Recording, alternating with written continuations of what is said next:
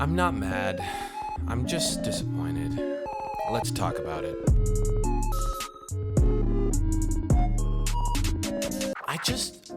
I have a tendency to just pick wrong. No matter if it's choosing what to wear in the day and then the weather changes and I'm screwed because I don't have anything to cover myself when it rains, or when I'm watching a reality show and I fall in love with the person who gets evicted from the house first. Yes, I'm obviously talking about Joey from season 16 of Big Brother. As you can tell, I draw L after L after L. And so here I am talking about my J&J vaccine, and the vaccine gets put on pause. And I'm just like, of course I picked wrong. My friends are flaming me. I made a big deal about it in my whole video. People were talking about it like it was a night of crazy bar hopping. Oh my God, yeah, the J&J is so crazy. I hear it knocks you out for a day after, you're not gonna do anything the day after. It was crazy. They didn't even card me when I walked into the clinic. I just got a text on my phone and it was I showed it to the lady at the front and they were like, oh yeah, you have an appointment? Who do you know? And I'm like, Dr. Johnson. And then I walked in. Yeah, so you can tell this episode's not scripted. I mean, they're never scripted, but this one's really off the cuff. For those who have been asking, yes, my nipples are fine now. See, but what I don't get is okay, the J&J vaccine got put on pause because 6 people out of the 7.5 million people who were administered this vaccine got blood clots. I feel like people say blood clots and they're like, oh my gosh, it's crazy that they're putting it on pause because some people got some blood clots. I'm like, well, no, one lady died. Another one is still in critical condition. It's a big deal, obviously for that person's family, for those people around that. What I don't get though is just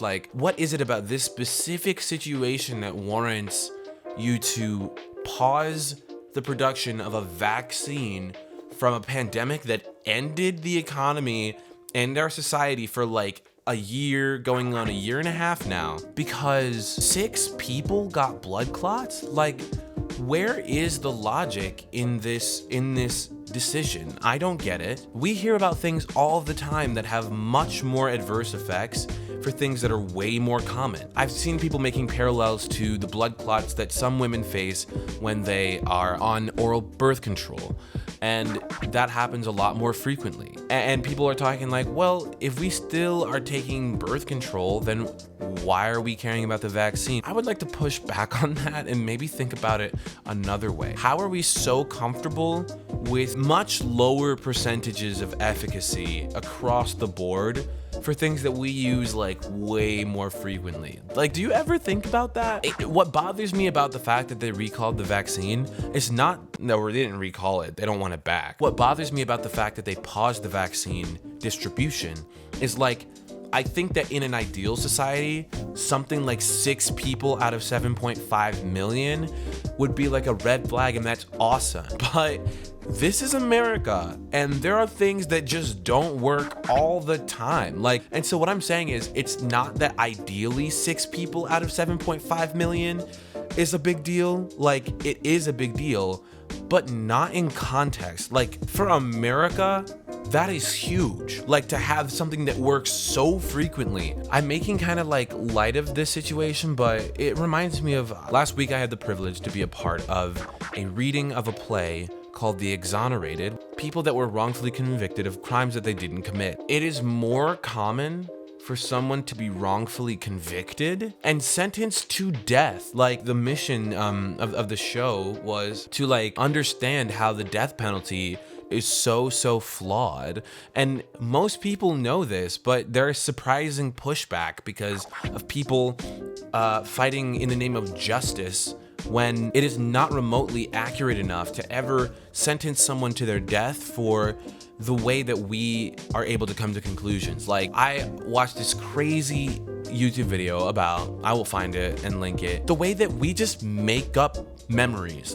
People just make up memories all the time, and lots of our memories from childhood are just they never happened. And in the case of lots of these wrongful convictions, people are giving like eyewitness testimony to things like 10, 15 years later in the past when they don't even, our memories are so fallible that it is ridiculous to convict someone of a crime based on what someone remembers from years later.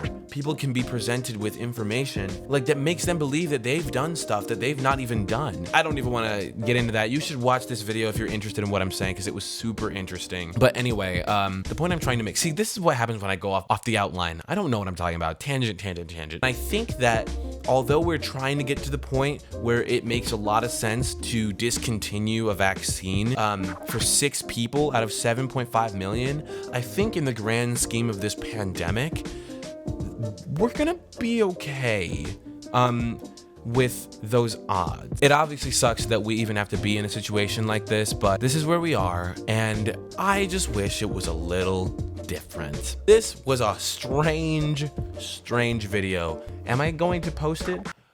Probably. Let me know what you guys think about this kind of rambling.